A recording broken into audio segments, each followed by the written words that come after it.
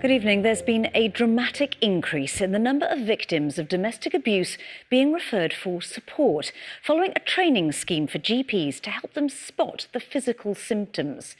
The IRIS programme puts a specialist support worker in surgeries to work directly with doctors and victims, and in some cases, it's cut the number of appointments needed.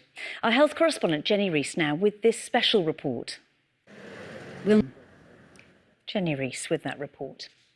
Now, after months of talks, the Welsh Labour government and Plaid Cymru are close to finalising a cooperation deal in the Senedd.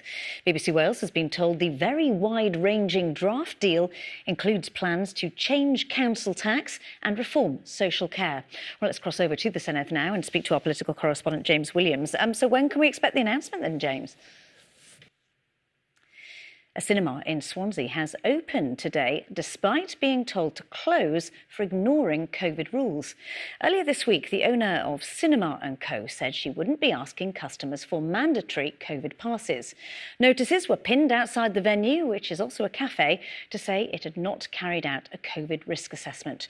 Rhys Williams has the story.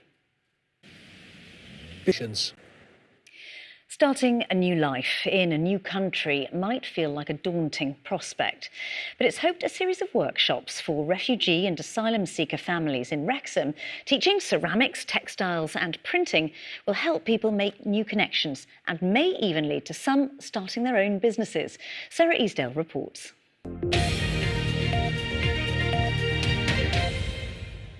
Now, when you hear about people eating insects, the chances are you think of one of the Bush Tucker trials on I'm a Celebrity, and more on that later. But food ingredients made from insects could be coming to a menu near you.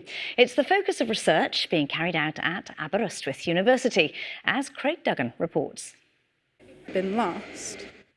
Well, it's time for the sport now, starting with rugby, and Wales have received a double boost ahead of their Autumn Nations Series finale against Australia, after Josh Adams and Thomas Francis were declared fit to start. The reigning Six Nations champions have more than 15 players unavailable, including a number of British and Irish Lions for the visit of the Wallabies tomorrow. Thomas David has more.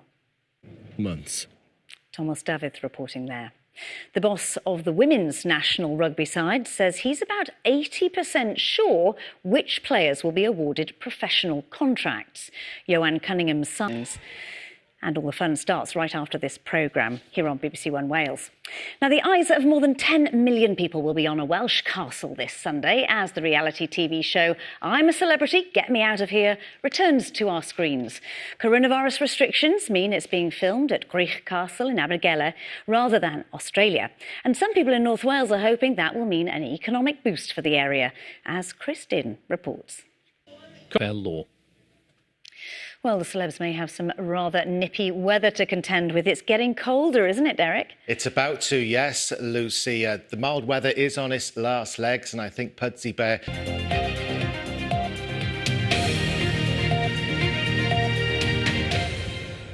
Good evening. A scheme training GPs to spot the physical symptoms of domestic abuse has seen a dramatic rise in the number of victims referred for support. The IRIS programme places a specialist support worker in surgeries to work directly with doctors and victims. Our health correspondent, Jenny Rees, has more.